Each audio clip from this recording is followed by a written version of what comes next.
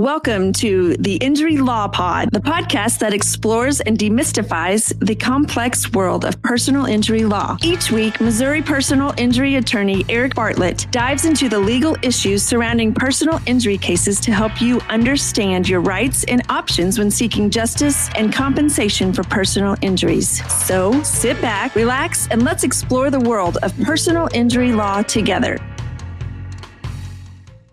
Welcome back to another episode of the Injury Law Pod. I am your host, Eric Bartlett, 27-year personal injury lawyer.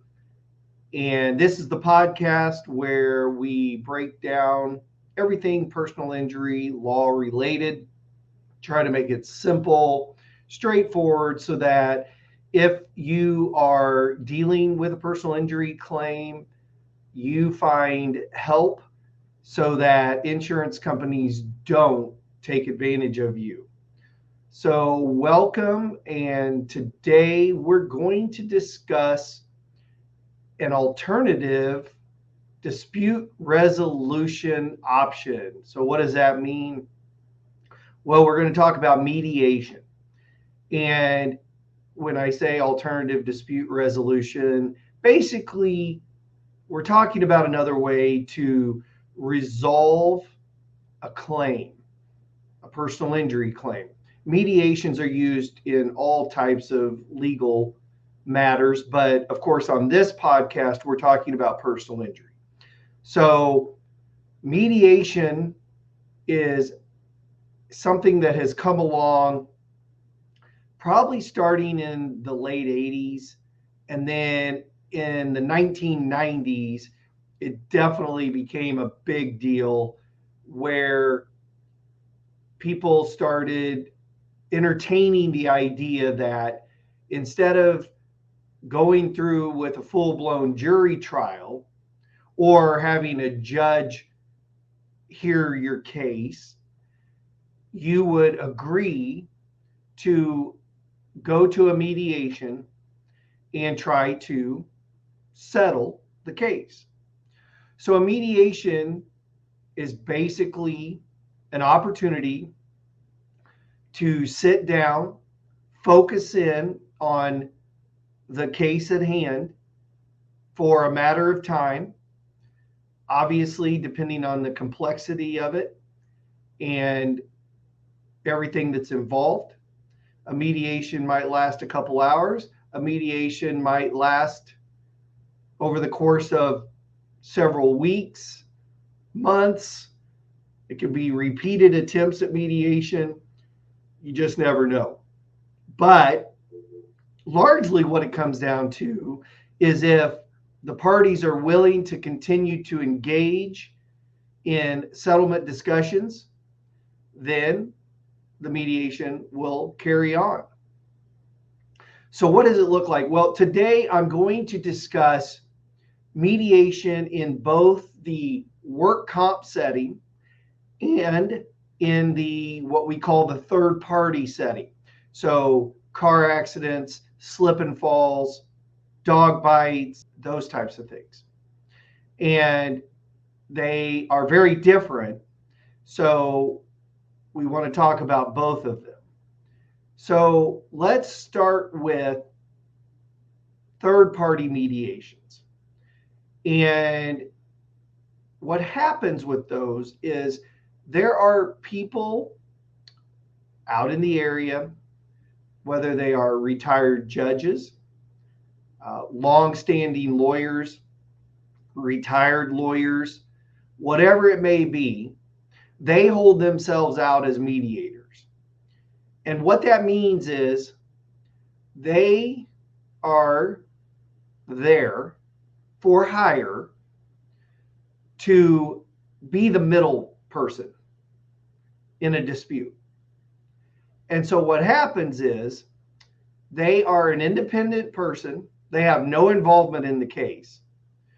They are an independent person that the parties in the case submit the information about the case, their arguments, the evidence they like, maybe any issues that are at hand, probably should address the weaknesses of their case, but they may not.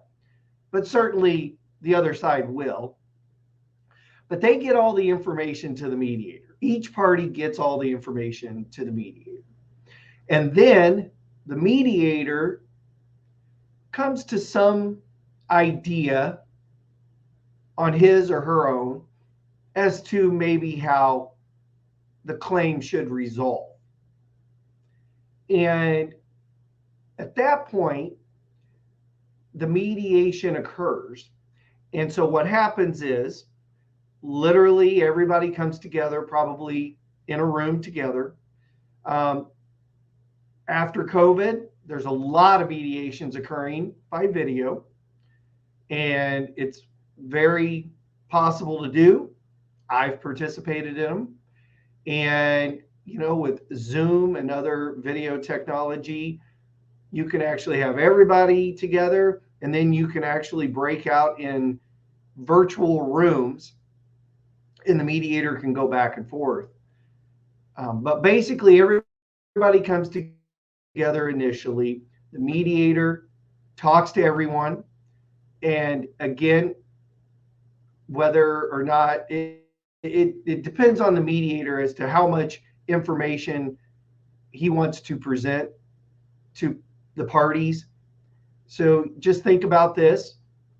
On one side, or really let's say on both sides, you have lawyers who obviously know what mediation is, have participated in mediation. They don't really need to know the ins and outs of it. And generally on the other side, in these settings, you have an insurance company. And so if you have an insurance adjuster present who's there with the ability to enter into settlement discussions, well, they've probably been in mediations. So they don't really need to hear what a mediation involves.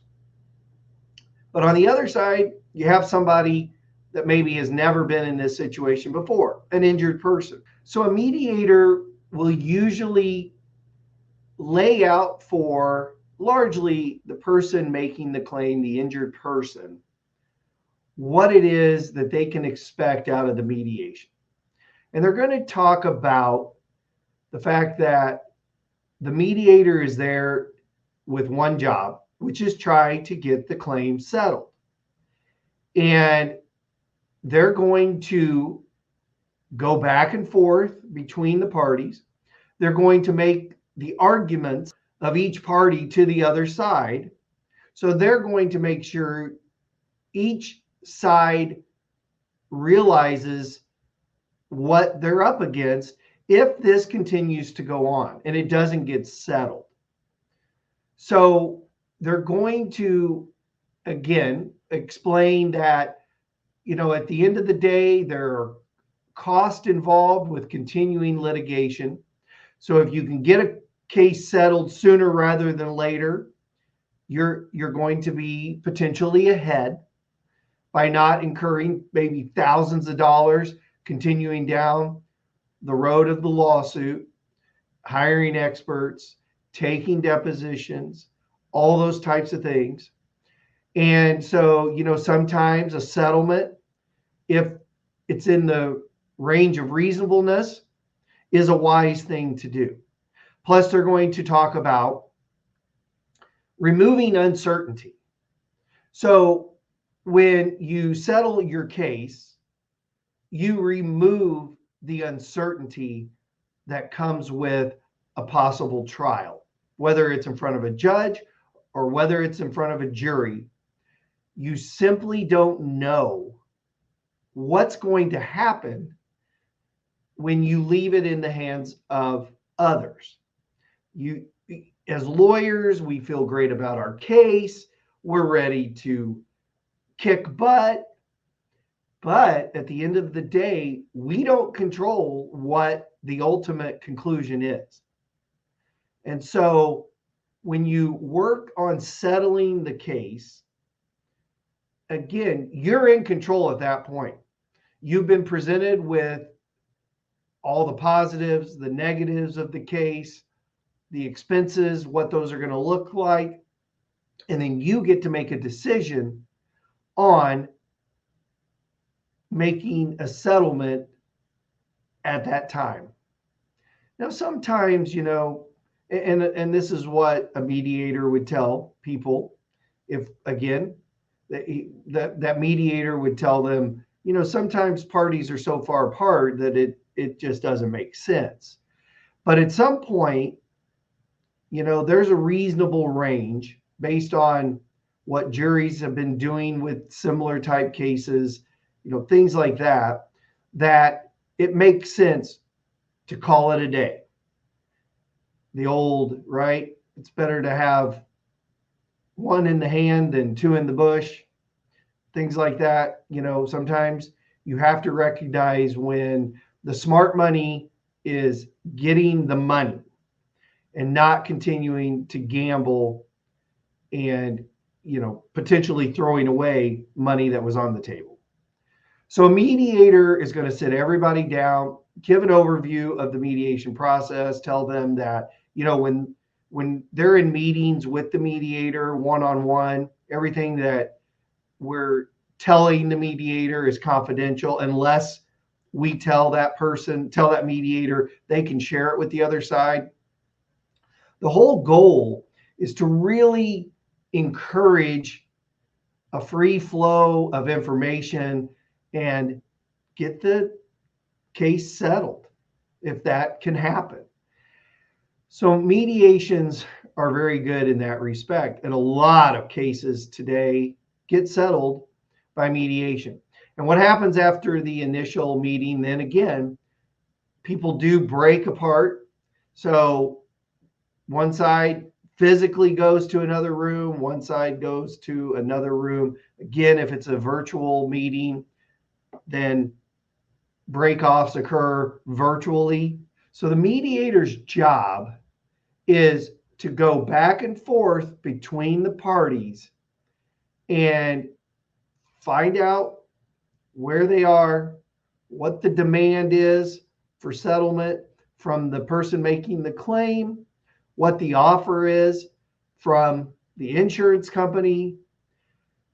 Again, at the beginning of a mediation, the mediator is going to make arguments, right? Hey, this is why your demand isn't really reasonable, or this is why, you need to consider moving off your demand, keeping things flowing, okay? Talking to the injured person and their lawyer.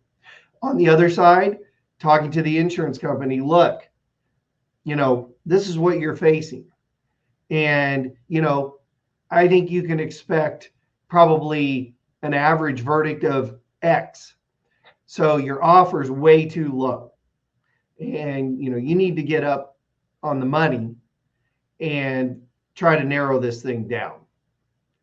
And that mediator's job is literally to go back and forth, as long as it takes to try and hammer out a settlement.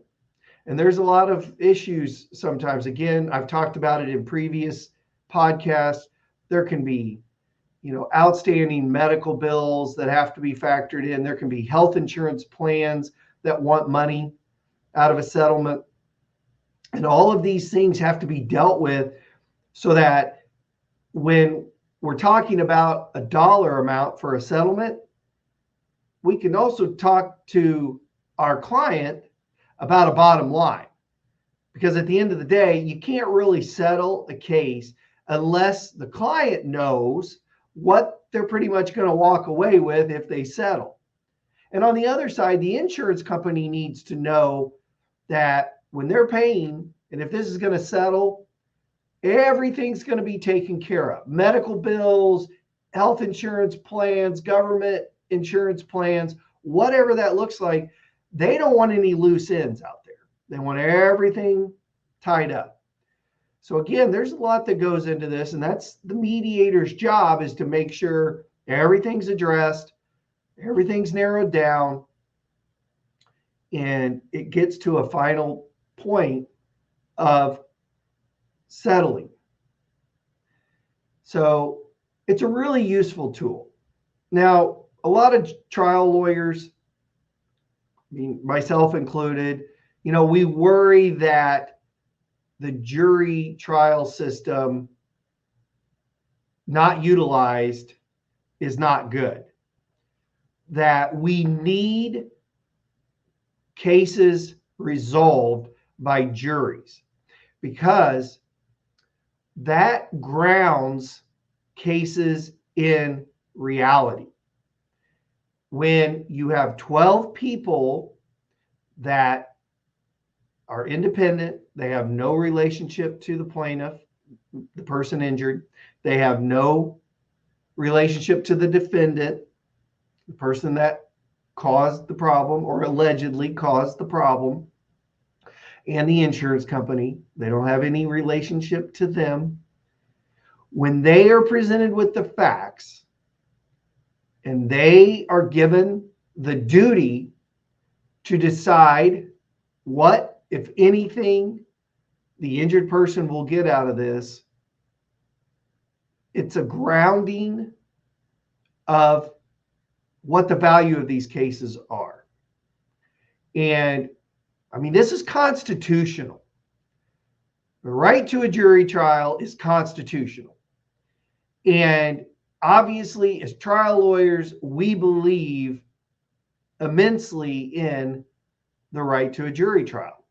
And so, people get worried that too many people are willing to just go and mediate and not push through to really put the fire to the other side.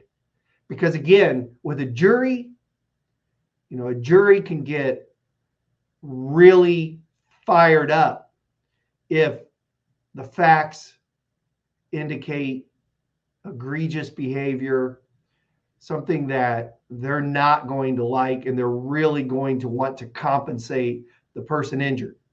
And that puts fear in insurance companies. And so that's why people still want jury trials to happen. And jury trials have to happen sometimes, because sometimes people, each side just simply values the case differently to a large degree. The plaintiffs, again, the injured person, their lawyer, based on what they're seeing, thinks it's worth 10 times the amount that the insurance company is valuing it. And at that point, well, there's no settling it. The only way it's going to resolve is get in front of a jury. So a mediation attempt might happen, but it becomes apparent pretty quickly it's not going to get resolved. And so a mediation is ended with no settlement. One thing we've started doing, because we got tired of showing up at mediations, we have a demand on the table, no offer from the insurance company. And we get there, and after an hour and a half of all the intro, the mediator coming over, talking to us, explaining the defendant's side of things, whatever that looks like. We've already got the demand out. So it's really the defendant's turn to make an offer, but they usually start with the person making the claim. Then they go over, and then they come back. So now, like I said, we've spent an hour and a half, and we find out there's a very low offer on the table. So now we're way up here, they're way down here, and it's going to be a painful day. So what we've started doing is, if mediation is thrown up as an option, we say we're happy to participate in a mediation, but we want an offer on the table first. Because then we can see whether or not mediation is a realistic option. Because, we have to pay the mediator, right? Usually the way it works is the parties agree to split the mediator's fee equally. As you might imagine, mediators, they don't work for free and they don't work cheap. They usually have a fairly decent hourly rate. They are retired judges, they are retired lawyers, or they are lawyers who've been practicing 30, 40 years.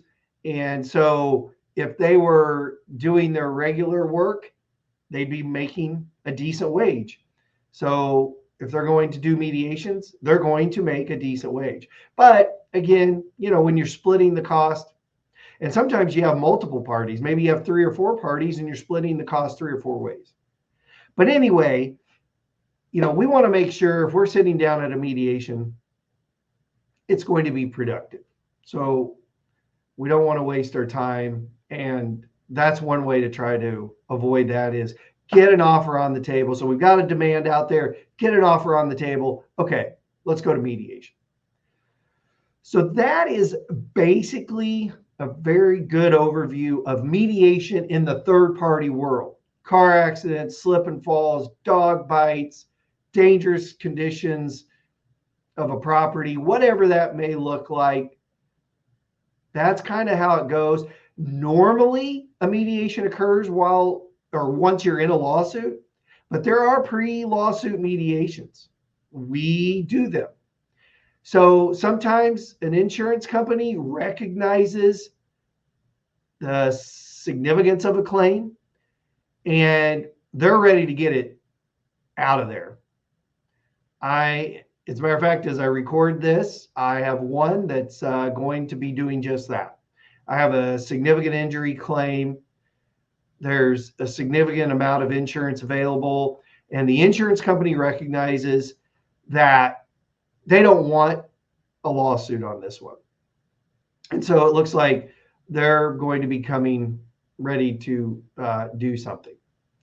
So anyway, that's the third party world. Okay, let's turn to work comp, because it's a lot different in work comp. In work comp, you have to participate in a mediation before you can ask for a final hearing on the claim. And so in work comp, mediations are pretty much standard. Claims do resolve without mediations, but mediations play a huge role in getting claims resolved in the workers' compensation system. And in work comp, it's a whole different ball game. So after COVID, once upon a time, before COVID, we would go down to the division. Our client would come down there. We would go back. We would meet with a judge who is acting as the mediator. So it's one of the work comp judges, not the work comp judge that's on the claim. This is a different work comp judge acting as a mediator. And essentially, the lawyers would sit down with the judge, kind of go over the claim and kind of get the judge's input on maybe a reasonable area for the claim to resolve. And, if the employee's lawyer thinks that seems like a reasonable area, then it's kind of up to hearing from the insurance company's lawyer. Is that something you think you can get done? Do you need to go talk to the insurance company? And again, maybe the employee's lawyer needs to go talk to the employee to kind of see if that sounds like a reasonable option. But anyway, there'd be this meeting with the judge. Again, client was usually, the employee was usually outside in the lobby, kind of waiting to hear the report, get the feedback. And then the employee's lawyer would return. Again, if the defendant, the insurance company's lawyer, needed to make a call to the insurance adjuster, kind of find out where they are, and then everybody come back together, see if something could be done, a settlement. So now after COVID, everything kind of happens like that, but it's all by telephone. So essentially, the judge calls the employee's lawyer, they conference in the insurance company's lawyer, or maybe it happens in reverse order. But anyway, everybody gets on the phone. They discuss their side of the claim. The judge usually weighs in. Everybody kind of gets a feel for what's reasonable, what could happen. And again, then we talk to, employees, lawyer talks to the employee, the insurance company, lawyer talks to the insurance company, and a settlement is attempted. Again, if there's sticking points, and whether that's, the employee really wants future medical left open or some kind of money for future medical, and the insurance company says, nope, we're just not going to do it. We just, whatever their reasoning is, right? No, we don't want to pay for future medical. We don't want to leave future medical open, which basically means the employee can come back if there's a future medical need and get the insurance company to cover future medical. So if they're like, no, we do not want, we're not agreeing to that. Well, then the only way to get it resolved is then after the mediation is concluded and it can't get resolved, the mediation judge will then clear it for a final hearing. And then the employee's lawyer files for the final hearing. And then at the final hearing, evidence is presented and arguments are made. And then the judge that's presiding over the actual claim will make the ruling. But a mediation in work comp is a whole different ballgame than a mediation in third parties, because it's usually a lot shorter, a lot quicker, a lot less formal. Again, today everything's on the phone. In third parties, you're either showing up in person or you're doing it by video. So, lawyers probably going to need to have a tie on, but not on the phone. Maybe wearing their Carhartt, hanging out on the phone, getting the mediation done for work comp. So mediations are phenomenal tools. They have, we have personally utilized them to resolve hundreds of cases. The majority of cases are ripe for mediation and can get done. But some cases we have not agreed to mediate. We took a hard stance. Some cases we have mediated and walked out of the mediation, basically saying insurance company's not reasonable. And so we're not even going to play this game. We're just going to keep pushing to the trial. And, if they want to get serious about it, then they're always welcome to pony up the money. But otherwise, we're going to have a jury tell us what and how much our client's going to get, because we feel really good about our case. But again, mediations have become a huge tool in the litigation world, the work comp world, of clearing out very crowded court dockets. So, when we go to set a case for trial, this is third party, we are generally looking at a year to a year and a half for a jury trial. So just imagine, that's the court's schedule. That's how far things have to be scheduled out. Well, so if you can get a mediation, say within 6 months, seems to make sense, right? You're for one, you're getting a case off of a court docket, because when you settle it, you dismiss it. Number two, you're getting your case resolved a whole lot quicker. So that's why it makes sense. And it's the same thing in work comp. There are so many work comp claims. That's why they could not handle every work comp claim being heard in a final hearing. And honestly, the work comp system is set up for settlement. If you're in a final hearing, something pretty significant is off track. There's some pretty big disagreement as to what the value of the claim is, or something that somebody needs. The overall work comp system is set up for settlement. And that's why mediations are required, because the system wants lawyers meeting with a judge and a judge putting some pressure on both sides to get it done. So, and by the way, mediations can be proposed by either side. You know, sometimes people wonder about, well, an insurance company wants to mediate it, and that makes me nervous. Well, let me tell you this. It's totally fine for either side to suggest mediation. I will tell you, mediators are in theory independent, but sometimes you find mediators that get hired by insurance companies a lot, say mediator. And so then you have to wonder, is that mediator, because they know they're getting a lot of business from that insurance company, are they going to be putting undue pressure on me, the plaintiff's lawyer, the one that's representing the injured person?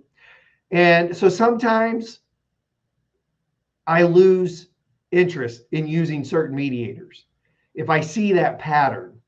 Because that makes no sense, right? You want a mediator that's going to put pressure on both sides. And if you start getting the feel that a mediator maybe wants to put more pressure on you to take less money, then yep, no good. The other thing that drives me crazy, and I won't use mediators, there are mediators that want to milk the clock and they just want to drag it out. And I won't use them. Here's the thing. Most cases can be resolved sooner rather than later, in a shorter amount of time rather than a longer amount of time. There are complex cases that do take time.